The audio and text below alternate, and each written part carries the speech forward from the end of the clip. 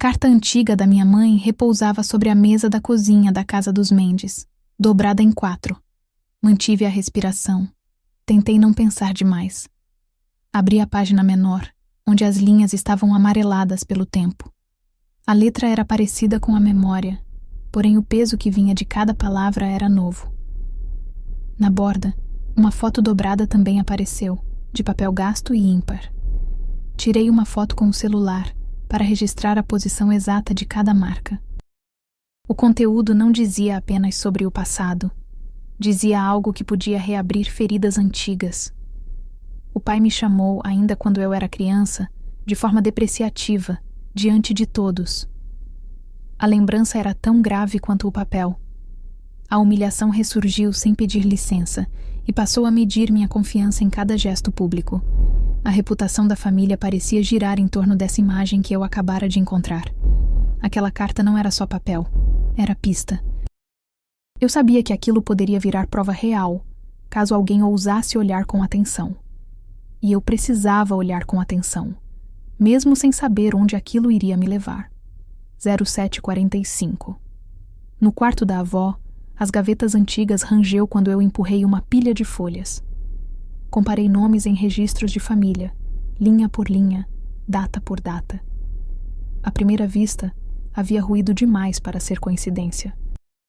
Encontrei um documento antigo, escondido entre recibos desordenados e uma declaração de adoção que não batia com o que todo mundo dizia.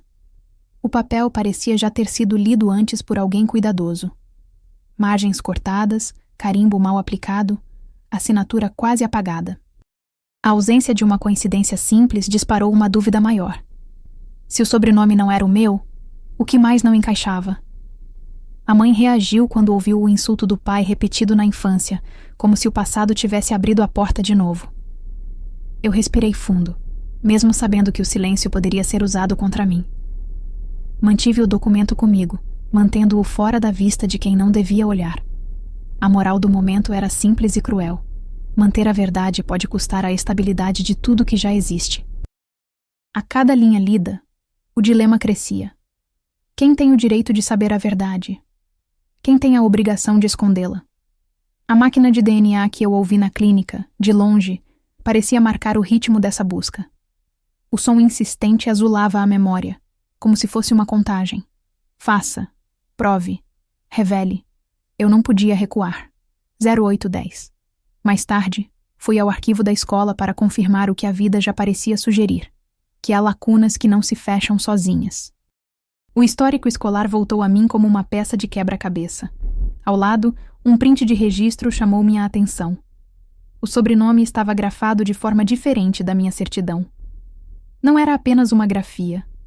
Era uma inconsistência que não deixava dúvidas sobre a possibilidade de erro ou de algo maior. Guardei o print dobrado dentro da pasta de documentos, como quem guarda uma senha que pode abrir portas proibidas. A evidência era clara. Algo foi feito com o meu nome, e ninguém pareceu explicar por quê. Em casa, eu pesquisei tudo o que pudesse confirmar ou derrubar aquele registro. A cada verificação, eu sentia o peso aumentar. Não era apenas sobre origem, era sobre quem eu seria a partir dali. Marta, a enfermeira, já tinha falado sobre segredos que ficam escondidos por décadas. Roberto, o advogado da família, parecia medir consequências legais de qualquer revelação. O que estava em jogo não era só a verdade, era a imagem pública, a reputação, a relação com meus parentes. E eu percebi que o custo de agir poderia ser alto. Perder o que restou da imagem de mãe, de filha, de pessoa que sempre foi vista como correta. O corredor do hospital ecoou com passos distantes, e o ar cheirou a álcool e a papéis molhados. O tempo não era mais apenas tempo. Era uma linha que se partia em 2. Devo falar? Devo guardar?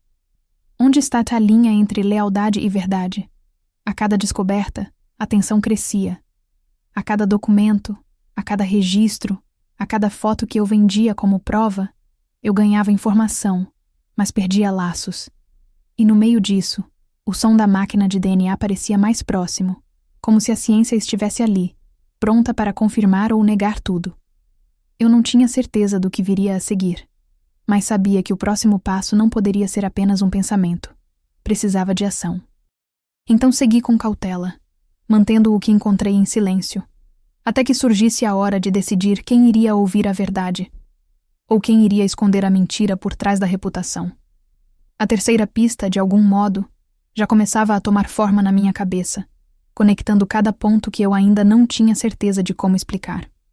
Às 08:10, o print do histórico escolar apareceu com o sobrenome trocado, e esse detalhe, simples e cru, carregava o peso de uma possível manipulação de registros. Isso era uma pista, não uma conclusão. E essa pista não era minha única. As lacunas no papel antigo e o documento encontrado no quarto da avó falavam a mesma língua de silêncio. A pergunta que me atravessou não era apenas sobre quem sou, mas sobre quem eles escolheriam deixar saber a verdade. A terceira pista muda tudo, e a verdade não volta atrás. Mais tarde, 0902. Sala de estar, Casa dos Mendes. Encontrei uma carta antiga dobrada dentro da caixa de documentos da família. Estava em 3 dobras, o prenome da mãe iluminando o cabeçalho, e uma assinatura que não reconheço. Fotografei o papel com o celular, a 0903. O envelope permanecia sobre a mesa, sem selo novo. O conteúdo mencionava um sobrenome que não consta nos meus registros e apontava para uma origem que eu ainda não sabia explicar. 0945, quarto da avó. Voltei aos papéis guardados lá. Comparei nomes nos registros da família. O sobrenome da mãe aparecia em documentos que não batem com a linha oficial. Achei uma folha antiga, com marcas feitas a giz ao lado de uma lista de nomes. Algumas entradas estavam riscadas parcialmente. Constatei que várias informações estavam desconectadas entre si, como se tivessem sido corrigidas ao longo dos anos. A evidência criada foi a folha antiga com lacunas e números parcialmente ilegíveis. O estado de informação mudou de forma irreversível. 10:10, Sala de estar. Enviei as fotos para Marta pelo chat do hospital. Ela respondeu que a carta parece autêntica, mas que o conteúdo pode complicar a história. Disse que a assinatura não coincide exatamente com a que a mãe usa hoje, e que há referências a documentos que não seguimos. Fiquei atento ao tom dela, mas não houve explicação completa.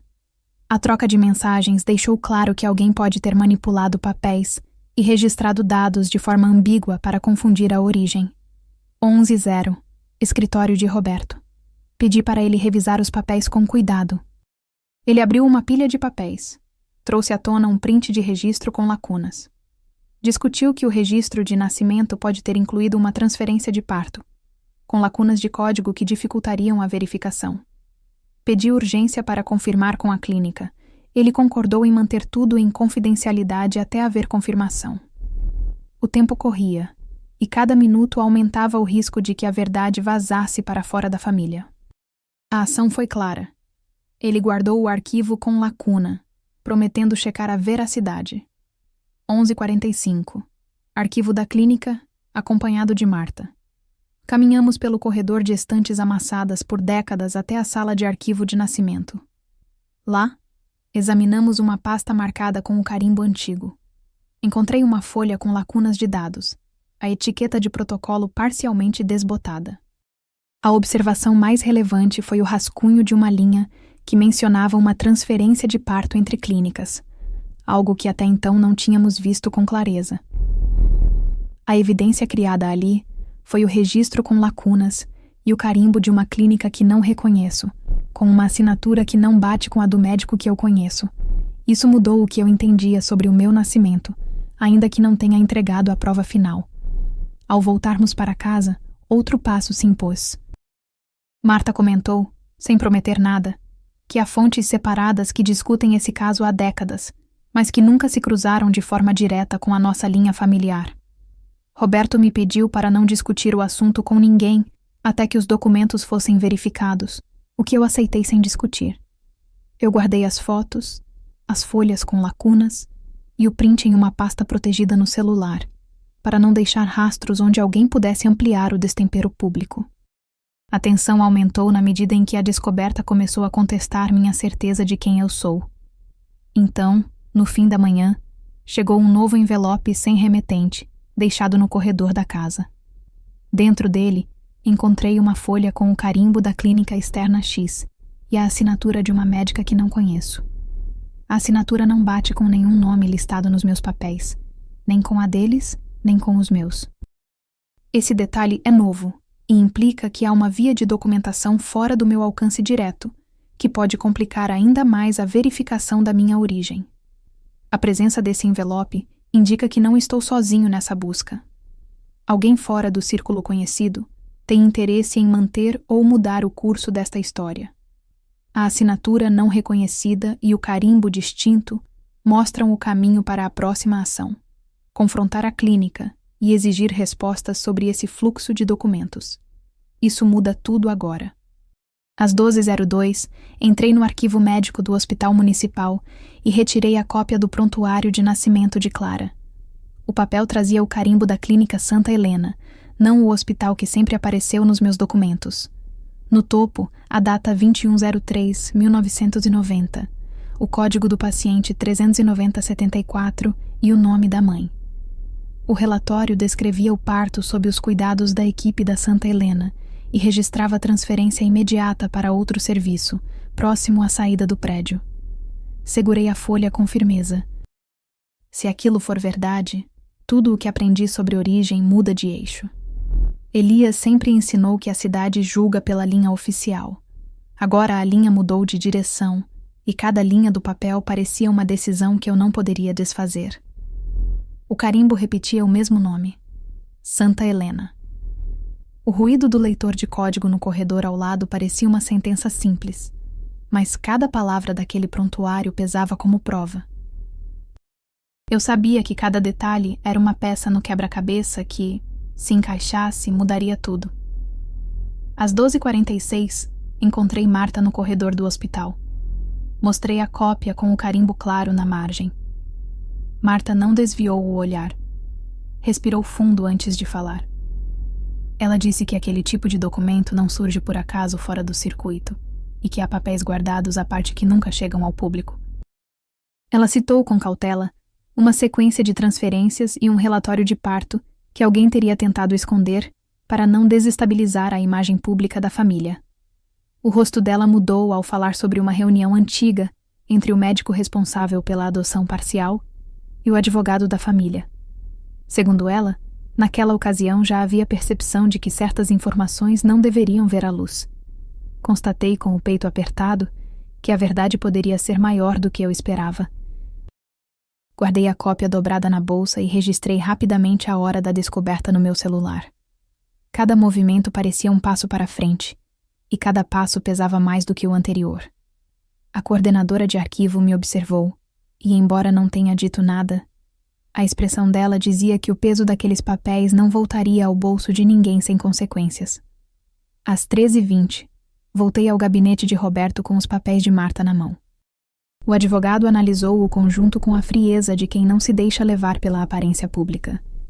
Ele abriu o dossiê eletrônico, cruzou nomes, datas e códigos de hospital e confirmou que o registro de nascimento mencionava o Hospital Municipal, enquanto o prontuário de parto apontava para a Santa Helena.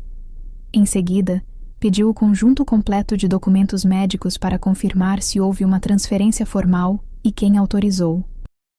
Eu entreguei a Roberto o relatório de transferência que Marta mencionou, além de notas de parto associadas ao prontuário, com datas que não batiam com a certidão de nascimento.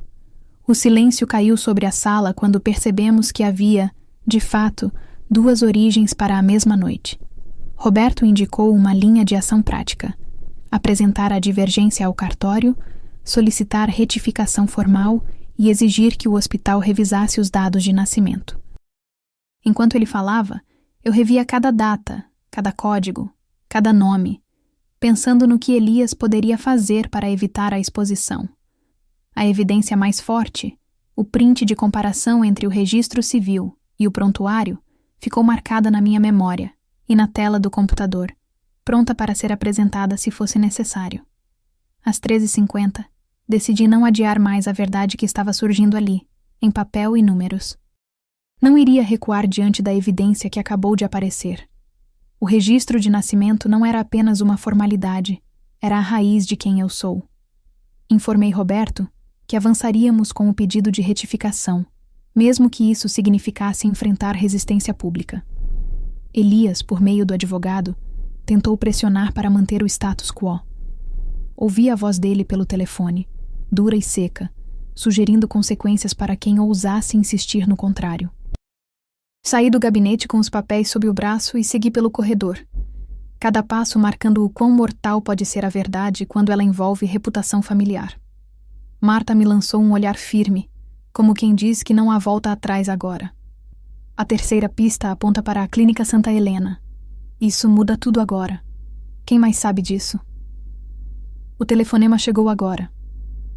Roberto pediu que eu fosse ao arquivo médico do hospital. 0918. Saguão silencioso, o ar frio varrendo o rosto. Mostrei o protocolo. 6CI283RO. Recebi um envelope pardo, lacrado, com etiqueta confidencial.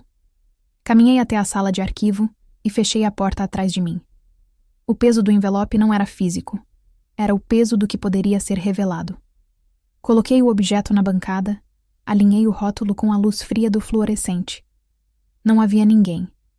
Apenas o som distante de uma máquina de DNA ligada ao fundo. Anotei o número do protocolo no meu caderno, 60283RO, para não perder o rastro. Segurei o envelope com a mão esquerda, a direita segurando a borda da mesa para não tremer. Abri-o apenas o suficiente para confirmar que havia algo dentro, mas não o suficiente para expor o conteúdo ainda.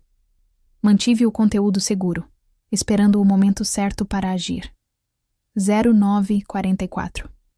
Abri o envelope com cuidado e retirei uma carta amarelada, dobrada em 3. A data era 1993. A caligrafia era irregular. Cada linha parecia escrita por alguém cansado de lidar com documentos.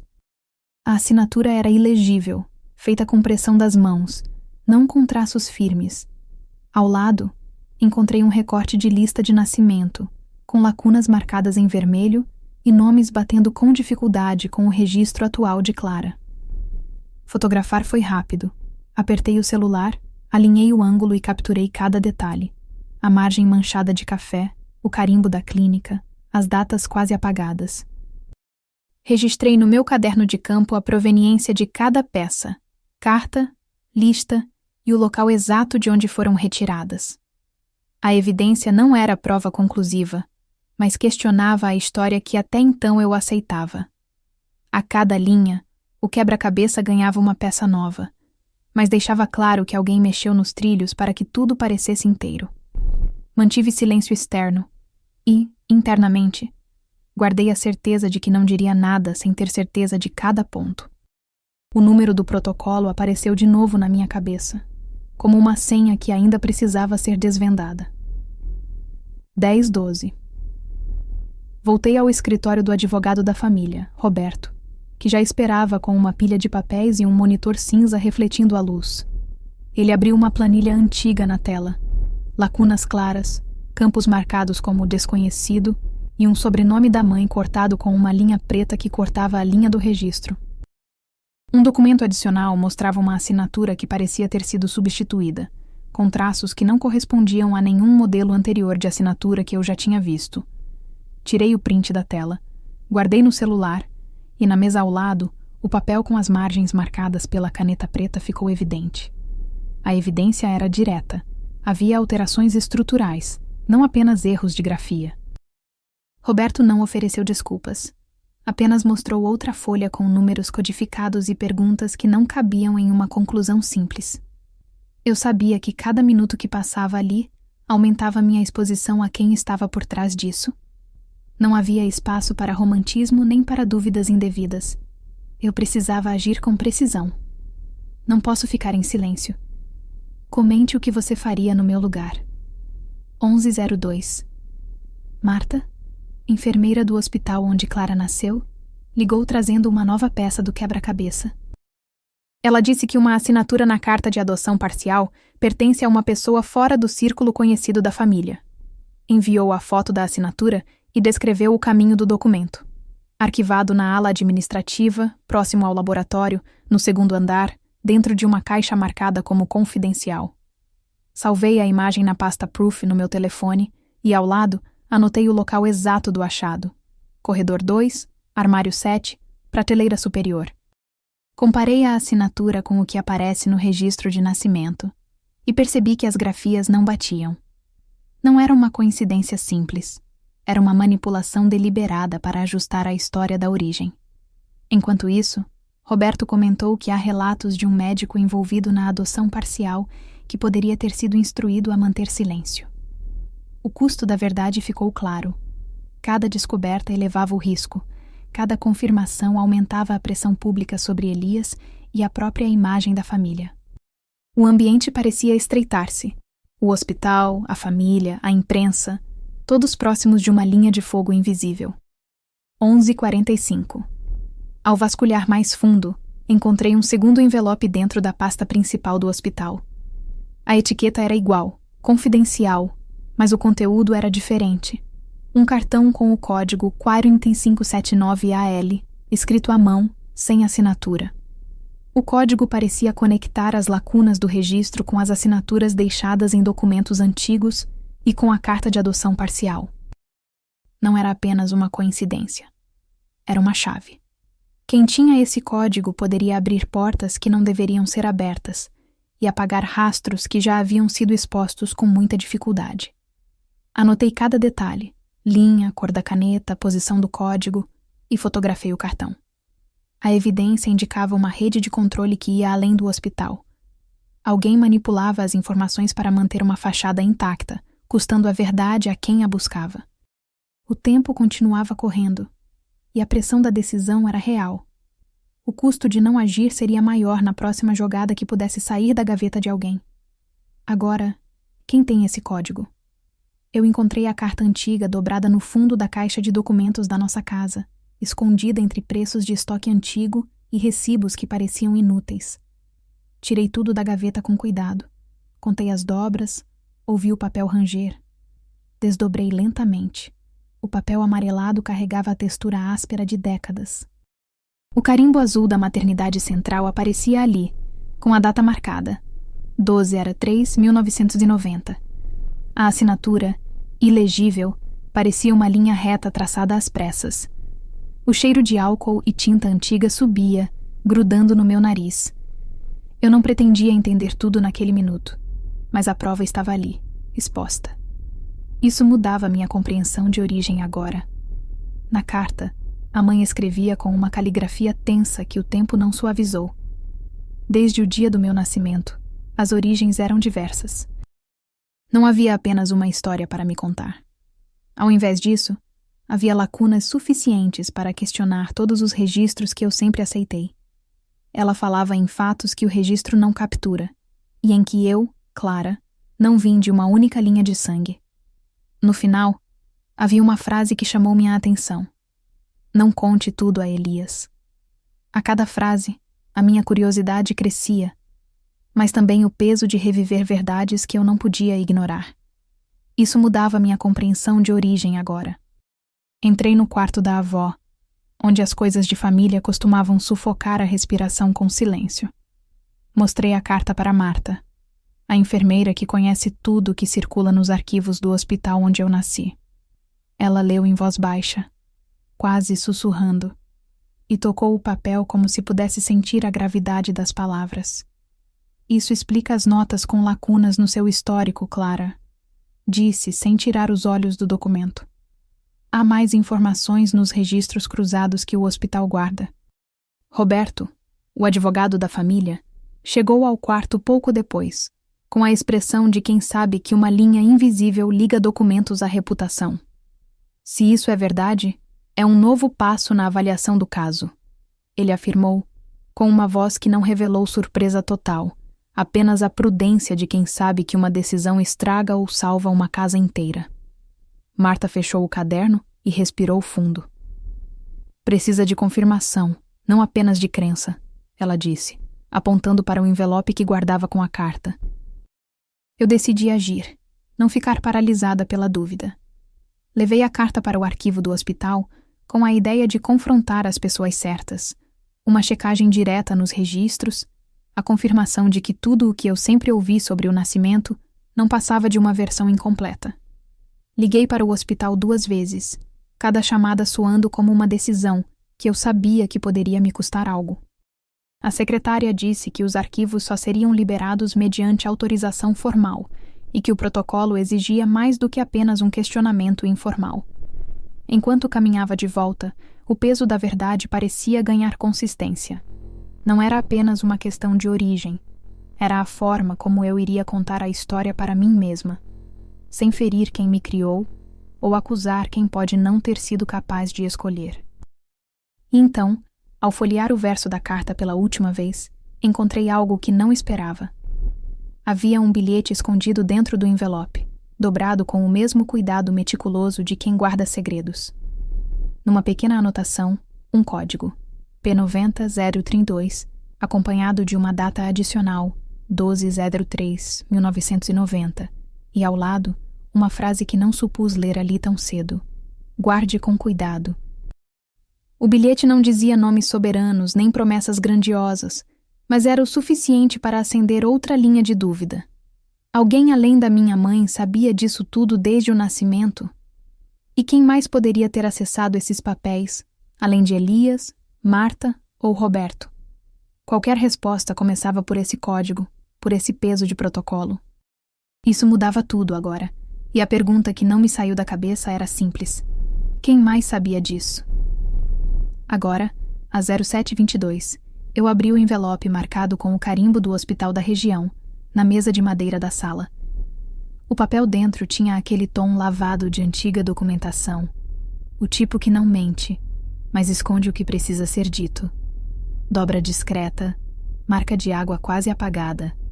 Dentro, uma cópia simples de um relatório de nascimento, com a assinatura ausente. Tirei uma foto às 07h23 para não perder o detalhe.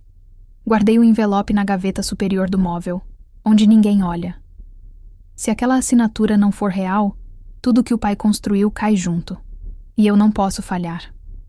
07h45, no quarto da avó, comecei a comparar nomes nos registros da família. Peguei uma folha amarelada que tinha sido passada de geração em geração, colada com fita transparente. Convergiram 2 nomes que costumavam aparecer separados. Clara Mendes, mãe biológica listada como assistida pela instituição. O registro da mãe, porém, trazia outra grafia do sobrenome da família. Uma variação que parecia simples, mas carregava um peso enorme. Eu observei o carimbo de autenticação, Santa Casa, código esfumaçado, e tirei outra foto. O estado da informação mudou. Agora, existe uma possibilidade de que o vínculo não seja o que todos juravam. O documento antigo foi dobrado novamente, mas deixado à vista para não se perder. 0810. No arquivo da escola, eu entrei no histórico escolar de Clara. O print saiu com a tela clara na tela do celular.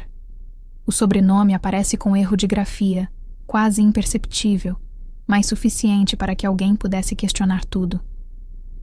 Comparei com o registro da certidão de nascimento que eu já tinha visto. Ali havia uma variação que justificava uma revisão profunda. Guardei o print no app de notas, mas também salvei uma cópia na pasta de fotos com o horário marcado, 0812, para que ninguém possa dizer que foi mera coincidência. A informação cresceu, não diminuiu. A dúvida se tornou fato visível para quem souber onde procurar. O som da máquina de DNA ecoou na casa, vindo do laboratório improvisado no porão, onde o ar cheira a álcool e vidro frio. Eu ouvi o zumbido repetido, o clique seco de uma amostra sendo posicionada. A memória de uma clínica voltou em 1 segundo. O cheiro de reagentes, o som do carregador recarregando uma amostra, aquele instante em que tudo pode mudar. Eu registrei mentalmente a sequência de passos que levariam a uma conclusão. O que o DNA não confirma pode ser resolvido por documentos. E eu tenho os documentos.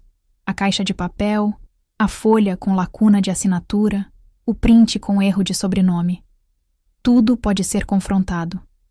Roberto entrou no espaço com a expressão firme de quem já espera a resistência. Ele trouxe novos certificados, não apenas papel timbrado, mas uma pilha de folhas que ele organizou em ordem, apontando cada lacuna que poderia ser preenchida por uma assinatura. Ele disse que o conjunto de documentos precisa de validação legal, porque qualquer passo em falso pode gerar contencioso público. Mostrei a ele a foto do relatório de nascimento com assinatura ausente, a folha com grafia trocada, o print do histórico escolar que contradizia a versão oficial. Roberto ouviu, concordou e pediu que eu aguardasse uma confirmação adicional. A tensão cresceu quando ele começou a falar de uma carta antiga que a família guarda. Supostamente, a mãe sabia de segredos que não deveriam aparecer. Eu guardei a carta com cuidado, dentro de uma pasta de arquivo, e registrei o código de cada item para não perder o rastro. Marta, enfermeira do hospital onde Clara nasceu, apareceu na porta do quarto alguns minutos depois. Ela é a testemunha-chave que pode confirmar ou desmentir segredos guardados por décadas. Ela disse com voz baixa que lembrava de um diálogo entre a mãe de Clara e um médico em que o tema da adoção parcial foi discutido de forma evasiva. Marta não garantiu tudo, mas deixou claro que o ambiente hospitalar conhecia detalhes que a família preferia manter em segredo. O toque de verdade veio com uma confirmação simples. Houve palavras que não deveriam ter chegado ao conhecimento público, e a forma pela qual foram tratadas deixou claro que alguém quis controlar a narrativa. Eu anotei cada frase na margem, como se fosse uma linha de fogo sobre papel. Ao final da visita, Roberto trouxe uma nova pista para o conjunto de evidências, e eu senti o peso da decisão que estava por vir. Entre os papéis, deparei com uma anotação à mão de alguém que não costuma assinar. Uma nota simples, com data ilegível, mas com um carimbo que parecia antigo e que dizia respeito a uma revisão de registro de nascimento. A anotação não contradizia tudo, mas adicionava uma camada de dúvida que precisava ser resolvida com cautela. A cada passo, a verdade parecia mais pesada, mais concreta, mas ainda fragmentada demais para fechar o círculo sem causar danos reais. Eu guardei a nota, fotografei o carimbo e traqueei a linha de tempo entre o nascimento, a adoção parcial e a papelada que a família tem mantido nos porões da casa. No fim, eu virei para a pilha de papéis e encontrei um elemento que parecia inocente, mas que pode ser decisivo. Um protocolo marcado com o código 742B, selado com o carimbo da clínica vizinha e uma data que não bate com o que a família sempre declarou. O papel, embora simples, tinha uma grafia que não correspondia às assinaturas conhecidas de Elias, nem de qualquer médico da casa. Isso muda tudo agora. Eu mostrei o código para Marta, para Roberto, para a própria Clara, que observou o conjunto de evidências com o rosto imóvel. A pergunta que fica é direta. Quem viu esse código antes e por que ele não apareceu nas revisões oficiais? 0920. No laboratório de genética do hospital, o relatório de DNA chegou em envelope branco marcado com o código 3047B. O carimbo frio do laboratório parecia inocente, mas o conteúdo pesava. Leia, decida, não repita. Eu segurei o envelope, respirei fundo e abri com cuidado.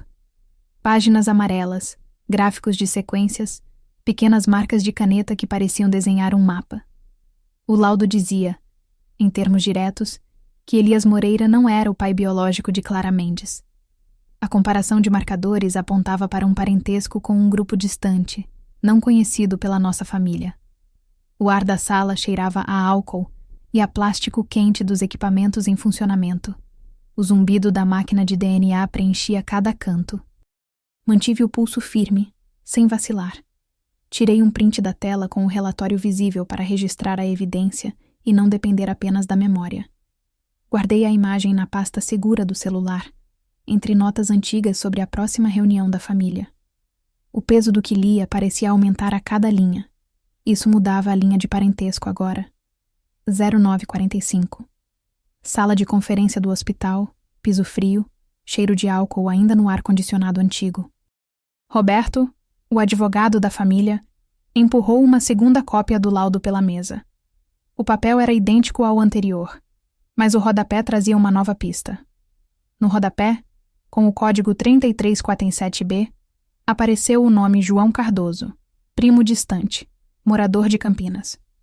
O documento cruzava o DNA com a árvore genética que tínhamos compilado nos últimos meses. Peguei o exemplar, tirei outra foto da página e guardei ao lado das outras evidências na pasta de provas. Print do relatório, cópia do laudo, extrato do cartório, tudo conectando-se. A evidência era inequívoca, não era Elias. O parentesco apontava para alguém que não tínhamos considerado.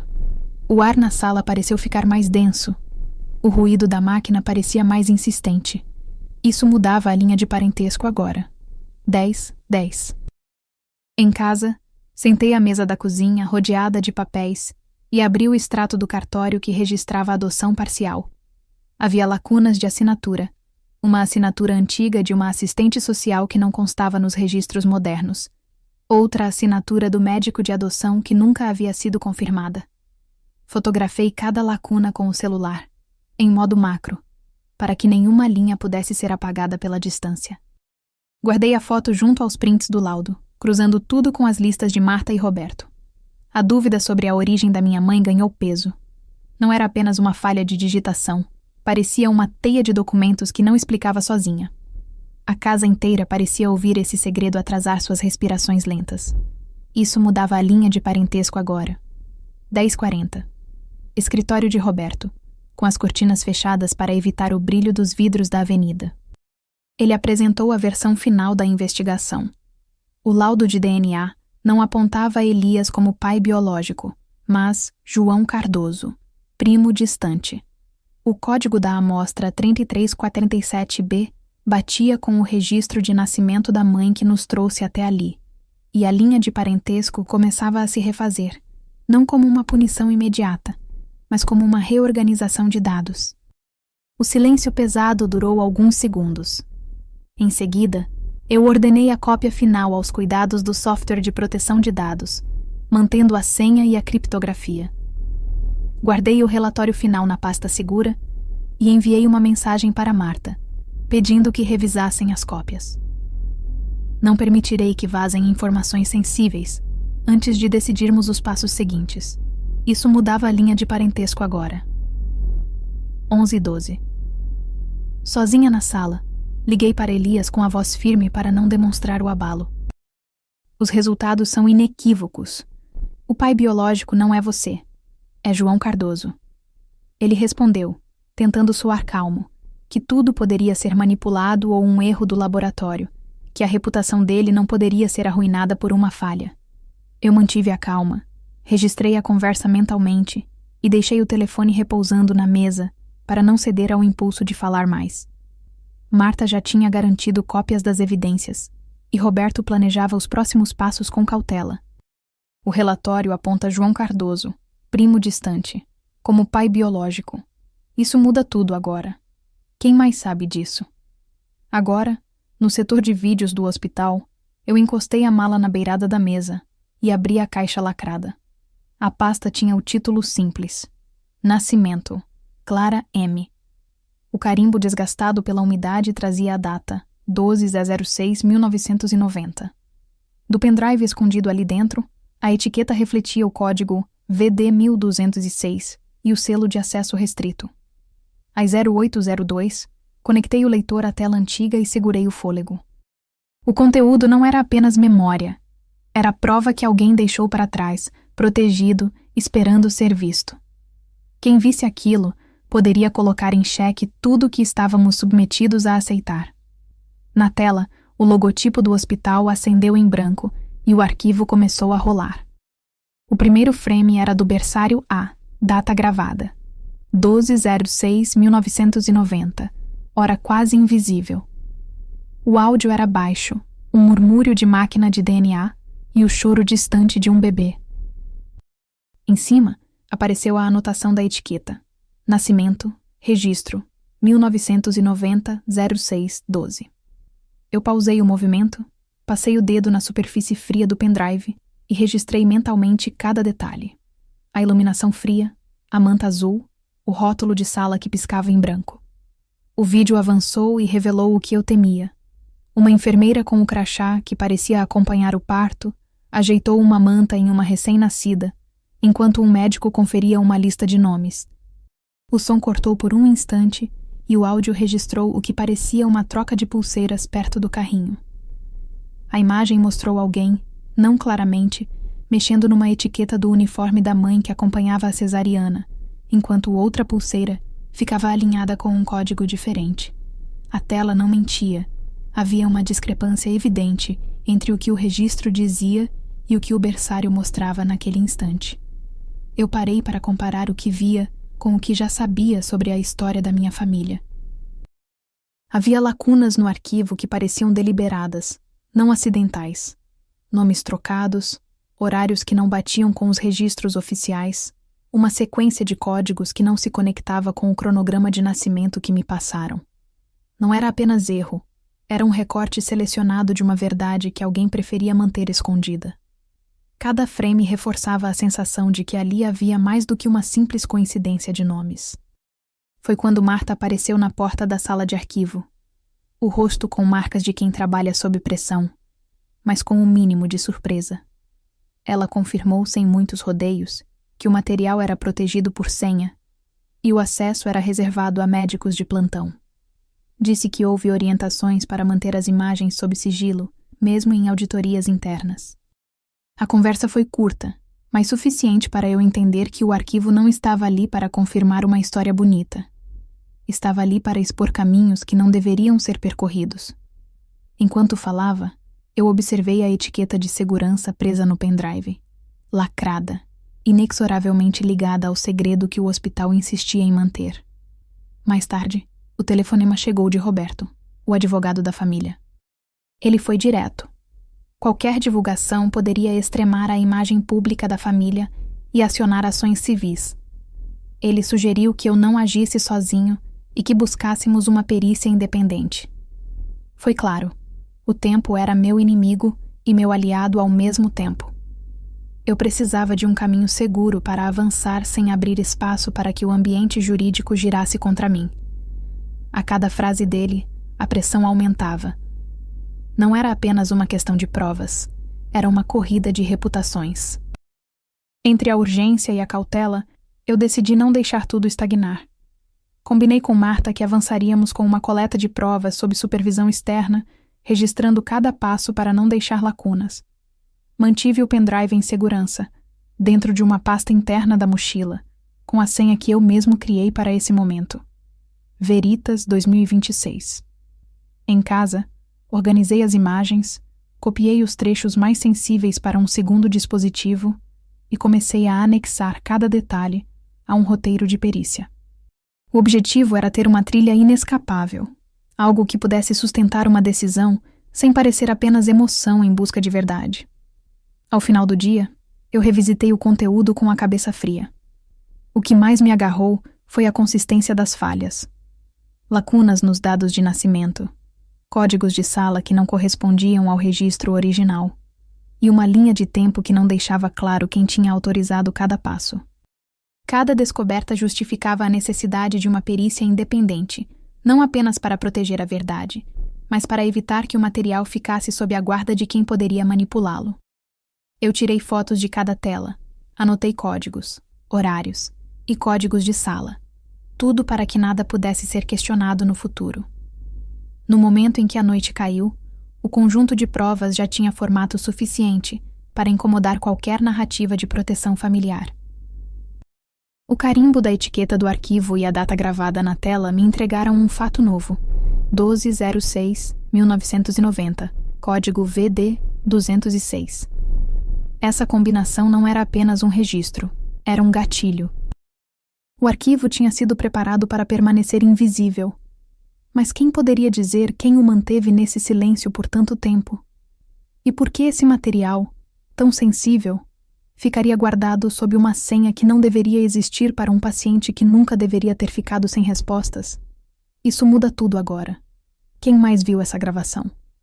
Agora, no subsolo de registros do Hospital Municipal, encontrei o que procurava: o vídeo de nascimento de Clara Mendes. Às 11h47, o pendrive cinza, marcado com a etiqueta Nascimento Clara M, jazia dentro de uma caixa de papelão amarelada. O arquivo estalou na tela com o som baixo de ventilador e um zumbido de equipamento de sala de parto. Se aquilo vazasse, a reputação da família viraria assunto de conselho de classe. Guardei o pendrive na manga da jaqueta e segui para o corredor até a sala de Marta, a enfermeira que conheci nas visitas ao hospital. Na sala de arquivos, conectei o pendrive ao notebook do setor. O arquivo veio como MP4, duração de 1 hora e 12 minutos. No canto superior esquerdo da tela, o carimbo de data aponta 15/04/2010. Em alguns segundos, a imagem mostra a cama de parto, a mãe deitada, a equipe ao redor e o bebê sendo colocado sob a manta. O relógio no canto da tela marcava 11h52. Eu respirei fundo. A gravação não era apenas memória, era a prova de algo que alguém tentou esconder. Logo nos primeiros minutos, a mãe e o bebê aparecem com clareza, mas a identificação na tela não revela nomes. O médico verifica peso e medidas. A criança recebe o peso registrado como 3,2 quilos e um apigar de 9,10. A enfermeira registra no prontuário uma assinatura que parece automática. Ao fundo, a voz de uma auxiliar comenta uma etapa: limpar, medir, registrar. A imagem é crua, sem adornos, sem esperança novelística. Apenas fatos expostos pela lente de uma câmera que não deveria existir ali. Entre os flashes do parto, a filmagem desliza para a área de registro civil. Há uma tela de computador com a aba Registros Civis aberta e uma folha digital com lacunas nos dados da mãe e do pai. Em alguns quadros, o nome da mãe aparece parcialmente, como se alguém tivesse tentado ocultar. A tela exibe uma sequência de entradas com campos vazios e uma anotação manuscrita no canto: parto em outra clínica. Verificar origem. A repetição dessas lacunas bateu de frente com o que eu esperava encontrar ali. Pistas que ligavam o passado de Clara a uma simulação de genealogia. E aquilo, por si só, já era suficiente para acender uma nova fogueira de perguntas. Entrei em contato com Marta, a enfermeira. Ela me disse, sem rodeios, que o hospital guarda vídeos de nascimentos que nunca viram a público e que há anos circulam entre setores por meio de uma rede de acessos pouco documentada. Ela deixou comigo um cartão com uma senha temporária para o arquivo de vídeo, dizendo que eu não deveria ter chegado ali sem autorização, mas que a verdade precisava sair. Com o cartão, abri uma segunda tela de arquivos. A lista mostrava várias entradas com a tag Nascimento, Canas Maria Clara, e uma pasta de backup com o rótulo Nascimentos Secretaria. Anotei os dados. Data 15/04/2010. Código interno 482-AD. O caminho do arquivo gravado como Vídeo NASC Clara V1 e IP4. Aquilo não era apenas curiosidade. Era uma porta para uma história que alguém tentou trancar. Pouco tempo depois, Roberto, advogado da família, apareceu no corredor com passos firmes e um tom de voz controlado. Ele segurou meu braço com firmeza e deixou claro, sem palavras vagas, que eu não devia continuar. "Você está decidido a colocar tudo a perder?" perguntou, com a sombra de uma ameaça velada. A linha entre justiça e dano reputacional sempre foi dele. Ele deixou claro que qualquer divulgação poderia colocar a mãe de Clara em situação de risco legal e que havia recursos contra quem insistisse em mexer com arquivos sensíveis. Eu ouvi, assenti, mas não recuei. A cada segundo, o peso da decisão aumentava. Manter segredos para proteger a imagem pública ou enfrentar a verdade mesmo que custasse tudo. À medida que o amigável embate com Roberto se acalmava, encontrei o que buscava de verdade. Um segundo arquivo, escondido em uma subpasta com a senha que Marta havia me confiado. O arquivo, com a presença de um carimbo de proteção diferente, carregava a indicação Nascimento, Clara, Mi2.mp4 e um registro de acesso antigo, datado de 2009. Ao abrir, a imagem mostrou uma cena distinta. O parto ocorria em uma clínica diferente, marcada por um logotipo que eu reconheceria pela história do hospital. E o rosto da mãe deixava transparecer sinais de estresse, não de afeto. O que isso significava? que o hospital, além do vídeo principal, guardava outra filmagem do mesmo nascimento. Uma segunda versão, protegida por credenciais de alto nível, que não chegou a ser liberada ao público. Isso mudava tudo agora. No fim, uma tela piscou com um carimbo de proteção que eu não esperava ver, e com uma linha de dados que não deveria existir ali. O vídeo principal terminava em branco, e a tela mostrava apenas o logotipo do hospital e a data de 15/04/2010. O mesmo dia da gravação original, seguido por uma mensagem codificada que não pude decodificar a tempo. E então surgiu a certeza. Havia mais uma peça para encaixar. Algo que explicava por que tantos registros eram fragmentados, por que as lacunas pareciam intencionais, por que alguém temia a divulgação. A trilha de arquivos ainda não terminou e, neste momento, uma nova assinatura digital apareceu na tela com data 15/04/2010 e código interno 482-AD. Isso mudava tudo agora. Quem autorizou esse registro secreto? Agora eu sentei diante da mesa de madeira no escritório do Roberto e abri a pasta que já conhecia desde a infância. A certidão de nascimento repousava no centro, porém havia uma marca nova ali, um carimbo que não estava nas versões de anos atrás. Estava escrito, revisado, com letras miúdas ao lado. Adoção parcial. A data de emissão continuava igual, 04/02/2003, mas o número de registro 2012-AD piscava como se pedisse atenção.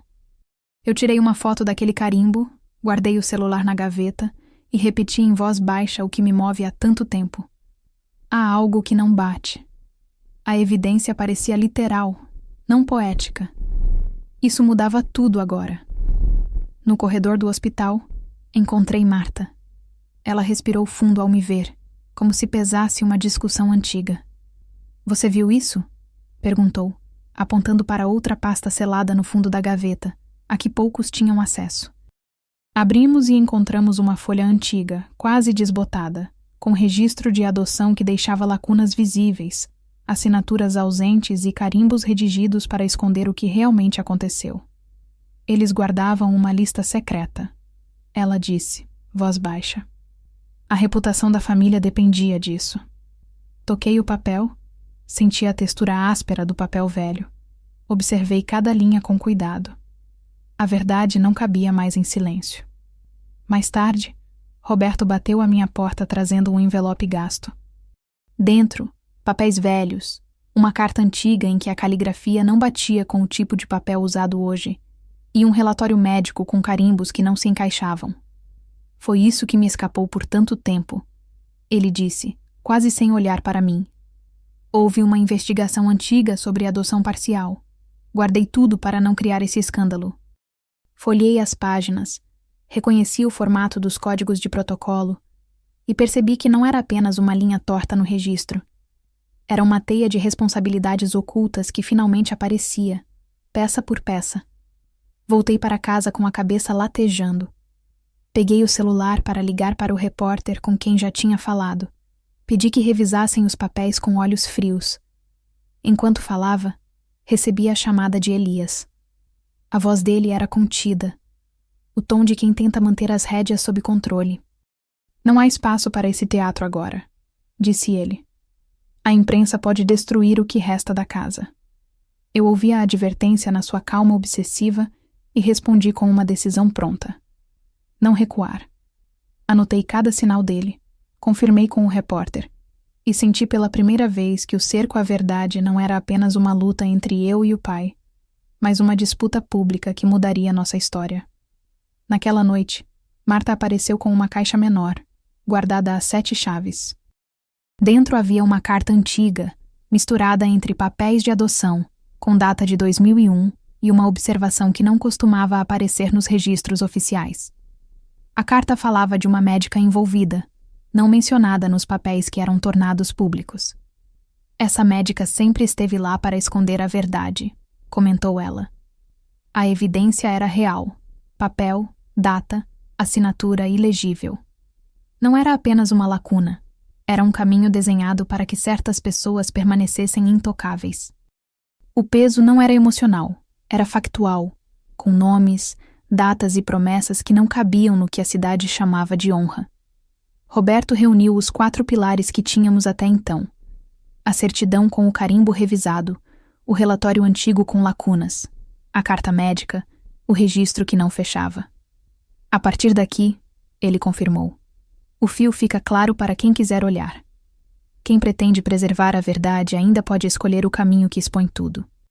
Anotei cada detalhe, guardei cópias em envelopes separados e organizei tudo para a imprensa, com salvaguardas para não ferir pessoas que não precisavam pagar o preço ainda.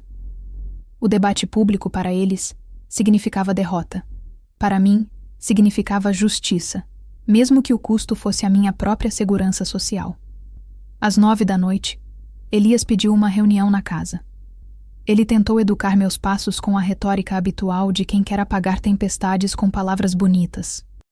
Marta participou, reforçou que o arquivo de nascimento continha configurações incompletas, que as lacunas eram escolhas deliberadas para manter uma versão segura da história.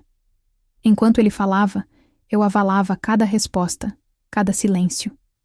Do lado de fora, a máquina de DNA no laboratório do hospital insistia em lembranças de verdades que não poderiam ser contadas de joelhos. A imagem dele tornava-se menos invencível a cada pergunta que eu fazia, e o custo de fingir que tudo estava bem pesava cada vez mais. Na manhã seguinte, marcamos a entrevista com o repórter. A ideia era simples e direta: apresentar os documentos, as fotos do carimbo revisado, a carta antiga, as notas de protocolo, o vídeo de nascimento que supostamente existia apenas no arquivo privado do hospital. Eu não queria destruir pessoas. Queria que a história fosse contada com responsabilidade. Não recuei. Cada peça que eu respirava tornava mais claro o caminho entre o que eu sabia e o que precisava ser dito em público. A verdade não era apenas minha origem. Era o nosso futuro como família, com escolhas que poderiam unir ou quebrar tudo o que restava de dignidade. E então surgiu uma peça inesperada. Sem aviso. Um e-mail criptografado, com uma segunda cópia da certidão, o carimbo revisado e o código M23. A diferença entre as versões era sutil, mas suficiente para pôr tudo sob nova luz. Datas conflitantes, protocolo diferente. Era uma evidência direta de alguém ter mexido nos papéis para empurrar a defesa para um canto seguro.